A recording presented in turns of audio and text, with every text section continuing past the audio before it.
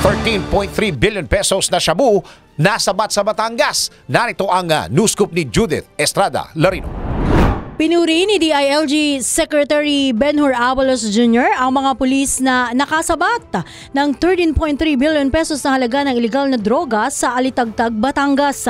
Kasunod na rin ito ng pagmamalaki ni Secretary Abalos sa halos 2 toneladang illegal drugs na anyay itinuturing na pinakamalaking nakumpiskang droga sa bansa.